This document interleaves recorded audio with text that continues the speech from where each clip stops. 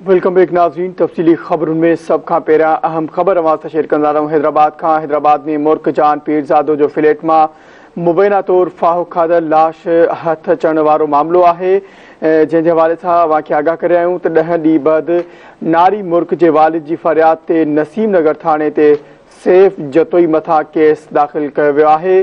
सैफ जतोई धीअ खे हिरासा कंदो हो। न्याणी सैफ जी हरकतुनि खां तंग थी ख़ुदकुशी कई आहे। मौक़िफ़ में इहो ॼाणायो वियो आहे। मुर्क जान पंहिंजी भेण खे सैफ जतोई बाबति ॿुधायो हो। फरियादी इहो पंहिंजे मौक़िफ़ में ॼाणायो आहे त जस्कम नारी तहरीक जे अॻवान मुर्क जान पीरज़ादो जो 10 ॾींहं अॻु फ्लैट मां लाश हथायो हो। हिकु बार ॿीहर या ब्रेकिंग न्यूज़ नाज़रीन अवां सां शेयर कंदा रहूं। हैदराबाद खां मुर्क जान पीरज़ादो जो फ्लैट मां मुबैना तौर फाहो खादल लाश हथ अचण वारो मामलो आहे, जंहिंजे हवाले सां नाज़रीन अवां खे आगाह करे आहियूं। वधीक तफ़सील मालूम कंदासीं। धरती टीवी हैदराबाद जो ब्यूरो चीफ जहांगीर सहड़ो असां सां लाइन ते मौजूदु आहे। जी जहांगीर, आगाह कजो, छा तफ़सील आहिनि? जी, जिस्म मरकज़ी नारी तहरीक जी अॻवान मुर्क जान पीरज़ादो जे मामले जो केस दाख़िल कराइण लाइ जिस्म मरकज़ी इंफॉर्मेशन सेक्रेटरी देर शाम मुर्क जान पीरज़ादो जो वालिद पीर जान मोहम्मद पीरज़ादो चाचे हसीन लिया कासिमाबाद नसीम नगर थाणे ते पहुची विया।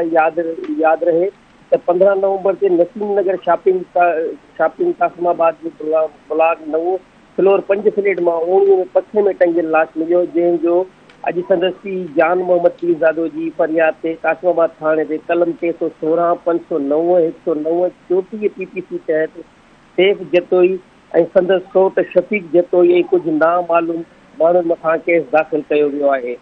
इन सॼी सूरत हाल में हिननि जो चवणो त केस में जेका असां पुलिस जी जांच जेका देरि थियण जे सबबि असांखे इंसाफ़ जी उमेद घटि नज़र अची रही आहे। इन लाइ असांजी जेका वधि खां वधि कोशिशि आहे त FIR खां पोइ फौरी जेके खे गिरफ़्तारियूं करे ऐं ॿिया जेके हिन में मुलज़िम जेके अणॼातल खां माण्हू ॼाणा आहिनि उन्हनि खे फौरी तौर ते गिरफ़्तार कयो वञे। जी जहांगीर, वॾी महिरबानी आगाह करण लाइ। नाज़रीन, नून लीग जे क़ाइद नवाज़ शरीफ़ चयो आहे त अवाम जे चूंडियल वज़ीर आज़मनि खे कॾहिं जेल, कॾहिं फाही त कॾहिं जलावतन कयो वेंदो आहे। जॾहिं कंहिं वज़ीर आज़म जो मुद्दो ई पूरो न थींदो त मुल्क तरक़ी कीअं कंदो?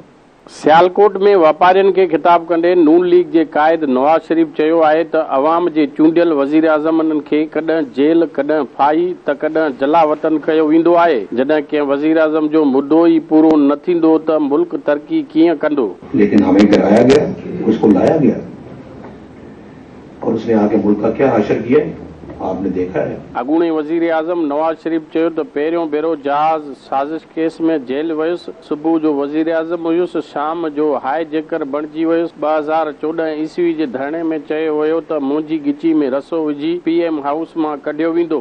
कि इस बंदे को नवाज शरीफ को इसके गले में रस्सा डाल के खींच कर लाएंगे यहाँ वज़ीर आज़म हाउस से। हुन चयो त 2017 ईस्वी में मुस्लिम लीग नून जी चङी भली हुकूमत ख़तमु कई वई। जजनि खे कहिड़ी ज़रूरत हुई साज़िश जो हिसो बणिजी मुल्क ते कुहाड़ो हलाइण जी? इक़्तिदार मां न हटायो वञे हा त अॼु मुल्क मुआशी तौरु सघारो हुजे हा। मुल्की मईशत बहितर करण जे ॾोह में सज़ा ॾिनी वई। लेकिन हमें कराया गया, उसको लाया गया और उसने आके मुल्क का क्या हासिल किया आपने देखा है। उनखां अॻु वर्कर्स कन्वेंशन खे ख़िताब कंदे नवाज़ शरीफ़ चयो त करोड़े इंसाननि जे नुमाइंदे खे 5 माण्हुनि खणी उछलाए छॾियो। करोड़ों इंसानों के नुमाइंदे को, वज़ीर आज़म को 5 बंदों ने उठा के वो फेंका। अॻूणे वज़ीर आज़म चयो त पाकिस्तान हाणे ग़लतियूं वर्जाइण जी सट नथो सही सघे। हम बार बार गलतियां करने के मुतहम्मिल नहीं हो सकते। नवाज़ शरीफ़ वधीक चयो त PTI चेयरमैन खे इक़्तिदार में आणींदड़ बि एतिरा ई ज़िम्मेवार आहिनि जेतिरो हू पाण आहे। जेकॾहिं असांजी हुकूमत ख़तमु न कई वञे हा अॼु पाकिस्तान मुआशी तौरु मज़बूत मुल्क हुजे हा। नाज़रीन, फौज ख़िलाफ़ बग़ावत ते भड़काइण ऐं मुल्क ख़िलाफ़ साज़िश जे इल्ज़ाम हेठि पाक फौज जे 2 रिटायर ऑफिसरनि मेजर रिटायर आदिल फारूक राजा ऐं कैप्टन रिटायर हैदर रज़ा मेहदी खे कोर्ट मार्शल ज़रिए सख़्त पोरे सां गॾु सज़ाऊं ॾिनियूं वयूं आहिनि। वधीक तफ़सील हिन रिपोर्ट में। फौज ख़िलाफ़ बग़ावत ते भड़काइण ऐं मुल्क ख़िलाफ़ साज़िश जे इल्ज़ाम हेठि पाक फौज जे 2 रिटायर्ड ऑफिसरनि खे कोर्ट मार्शल ज़रिए सख़्त पोरे सां गॾु सज़ाऊं ॾिनियूं वयूं आहिनि।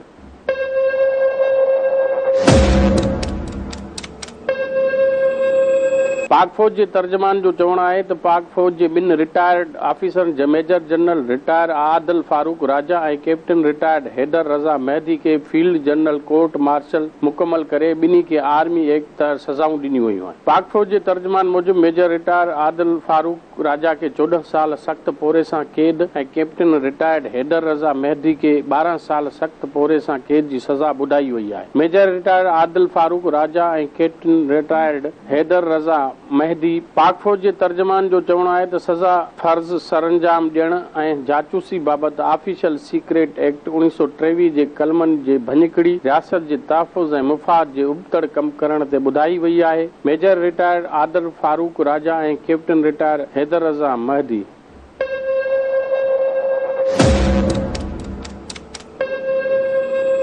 पाक फौज जे तर्जमान मूजिबि लाॻापियल अदालत 7 ऐं 9 अक्टूबर 2023 ते ॿिन्ही ऑफिसरनि खे मुनासिब अदालती अमल ज़रिए ॾोही करार ॾिनो। पाक फौज जे तर्जमान जो चवणु आहे त ॿुधायल सज़ा मूजिबि 21 नवंबर 2023 ते ॿिन्ही ऑफिसरनि जूं रैंक ज़ब्त कयूं वयूं आहिनि। मेजर रिटायर आदिल फारूक 2 अॻूणा फौजी ऑफिसर परॾे फरार आहिनि ऐं खेनि भॻोड़ो करार ॾिनो वियो आहे। ॿिन्ही खे कोर्ट मार्शल बैदि हाणे ॾे वापसि आणण लाइ इंटरपोल ज़रिए कार्रवाई कई वेंदी। मेजर रिटायर आदिल फारूक राजा ऐं कैप्टन रिटायर हुकूमत तरफ़ां 2 ऑफिसर जन मुल्कनि में रहनि था उन्हनि मुल्कनि जी हुकूमत खे ख़त लिखिया वेंदा। नाज़रीन, कराची जे इलाइक़े जोहर मोड़ वटि शॉपिंग मॉल खे बाहि लॻण जे नतीजे में 13 ॼणा फौत ऐं 30 खां वधीक माण्हू ज़ख़्मी थी पिया। निगरान वॾे वज़ीर जस्टिस रिटायर मक़बूल बाक़िर वाक़े जो नोटिस वठंदे सूबे जे कमर्शियल तोड़े सरकारी इमारतनि जी सेफ्टी ऑडिट जे 1 महीने अंदर रिपोर्ट पेश करण जी हिदायत करे छॾी। वधीक तफ़सील शब्बीर लाशारी जी हिन रिपोर्ट में।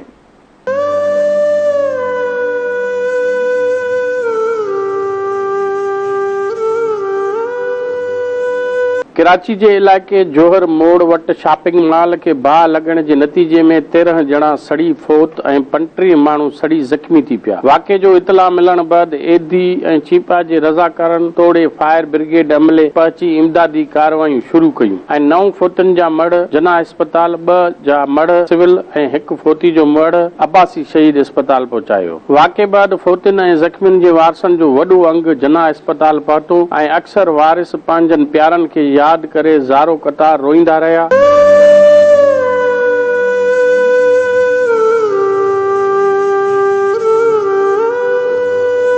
उन मौके ते एडी रज़ाकारनि तोड़े फायर ब्रिगेड अमले धरती टीवी सां ॻाल्हाईंदे चयो त बाहि लॻण खां पोइ इमारत मां निकिरण जो को बि रस्तो न हुयो, जंहिं करे अक्सर माण्हू साह बूसाट ॼण सबबु फौत थिया। जबकि तीसरी दफा ये इंसिडेंट हुआ है, मतलब किसी की जान की कोई कीमत ही नहीं है यहाँ पर।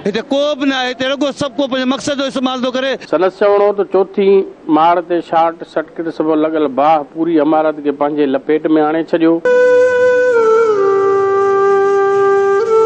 वाक़े बैदि सिहत खाते जे सूबाई वज़ीर डॉक्टर सैयद नियाज़ ख़ालिद सिविल अस्पताल ऐं जना अस्पताल पहुची ज़ख़्मियुनि जी अयादत कई ऐं फौतुनि जे वारसनि खे आथत ॾिनी। निगरान वॾे वज़ीर जस्टिस रिटायर मक़बूल बाक़िर वाक़े जो नोटिस वठंदे फौरी तौर ते ज़ख़्मियुनि खे तिबी इमदाद फराहम करण जी हिदायत कई। निगरान वॾे वज़ीर वाक़े खां पोइ सूबे जे समूरनि कमर्शियल तोड़े सरकारी इमारतुनि जी सेफ्टी ऑडिट करण जी हिदायत कंदे 1 महीने अंदर रिपोर्ट पेश करण जो हुकुम ॾिनो। होॾां पीपल्स पार्टी चेयरमैन लाल भुट्टो ज़रदारी पिण वाक़े ते सख़्त अफ़सोस जो इज़हार कंदे फौत थी वियलनि जे वारसनि सां ताज़ियत जो इज़हार कंदे चयो त हू ज़ख़्मियुनि जी जल्द सिहतयाबी लाइ दुआगू आहे। ॿिए पासे कराची में जोहर मोड़ भरिसां शॉपिंग मॉल खे बाहि लॻण वारे वाक़े जी जांच लाइ कमेटी जोड़ी वई आहे। एडिशनल IG कराची DIG ओभर गुलाम असफर मैसर जी सरबराही में 3 रुकनी कमेटी जोड़े छॾी। कमेटी में SSP इरफान बहादुर ऐं SSP सऊद मक्सी शामिल आहिनि। कमेटी 7 ॾींहं में वाक़े जी जांच मुकमल करे रिपोर्ट पेश कंदी। कमेटी वाक़े में ग़फ़लत कंदड़ जवाबदारनि जो तयन बि कंदी। राशिद मिनास रोड ते शॉपिंग मॉल में बाहि लॻण सबबु 13 माण्हू फौत थिया ऐं 6 ॼणा सख़्त ज़ख़्मी थी पिया, जॾहिं त 40 खां वधीक माण्हुनि खे रेस्क्यू कयो वियो।